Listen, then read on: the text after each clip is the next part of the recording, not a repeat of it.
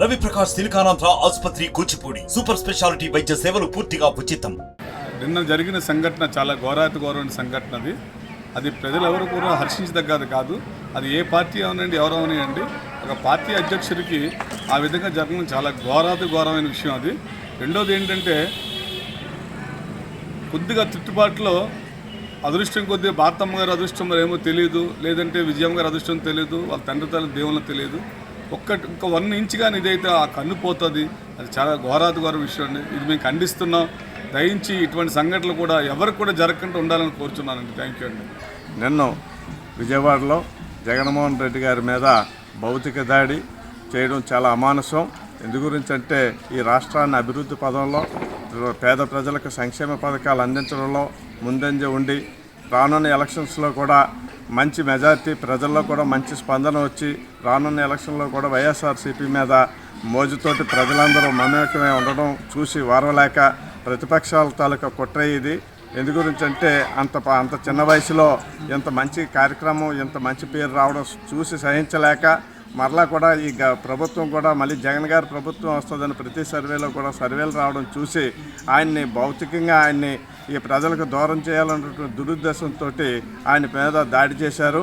ఇది ఆంధ్ర ప్రజలందరూ కూడా చూస్తున్నారు. దీని మీద ప్రజలందరూ కూడా దీని మీద చాలా పోరాట ప్రతిమతోటి చూస్తున్నారు. ఎలక్షన్స్ ఎప్పుడు వస్తే ప్రతిపక్షాలకు బుద్ధి చెప్దామా అనే ఆలోచనతో ప్రజల ధోరణి ఉంది. ఎటువంటి నాయకుడు ఈ రాష్ట్రానికి ఉండాలి, అటువంటి రాష్ట్రం నాయకుడి కానీ లేకపోయేలా ఉంటే మాకు ఈ అధికారానికి అడ్డు లేకుండా ఉంటుందని జనసేన తెలుగుదేశం ప్రయత్నం చేస్తుంది. అందులో భాగంగానే వాళ్ళు చేసిన కుట్రలో భాగంగానే ఈ దాడినిసి ప్రజలు కూడా గమనించారు.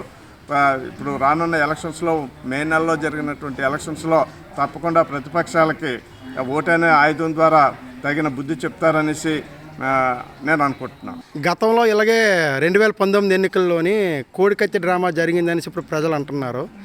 అలాగే ఇది కూడా ఎలక్షన్ దగ్గరికి వచ్చింది కదా, ఇప్పుడు కూడా రాయి డ్రామా ఆడుతున్నారని అంటున్నారు. ఇది ఎంతవరకు నిజం ఏంటి? అదంతా అబద్ధం అండి. మనం డాక్టర్ గారి దగ్గరికి వెళ్ళి మన జబ్బు తగ్గించుకోవడానికి చిన్న సూది వేస్తేనే ఆ సూదికి భరాంచలేనటువంటి పరిస్థితిలో మనం ఉన్నాం.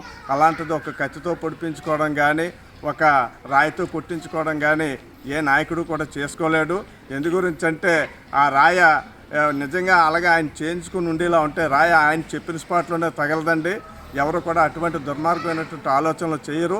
కాకపోతే ప్రతిపక్షం వాళ్ళు చేసి దాన్ని మళ్ళీ ఆయన ఏదో వాళ్ళ తాలూకా సానుభూతి గురించి చేసుకున్నట్టు వాళ్ళు నిరూపణ చేయడానికి ప్రయత్నిస్తున్నారు. కానీ ప్రజలు నమ్మే పరిస్థితిలో లేరు. ఆ రాయి కరెక్ట్గా తగలరాని చోట తగిలితే ఆయనకి ప్రాణమే పోయేది కదా. అటువంటి ప్రాణం తీసుకోవడానికి ఏ నాయకుడు కూడా ప్రయత్నం చేయడు. మరిన్ని వీడియోస్ కోసం ఛానల్ ని సబ్స్క్రైబ్ చేయండి. లేటెస్ట్ అప్డేట్స్ కోసం వాట్సాప్ ఛానల్ ని ఫాలో చేయండి. అండ్ లింక్ డిస్క్రిప్షన్ లో ఉంది.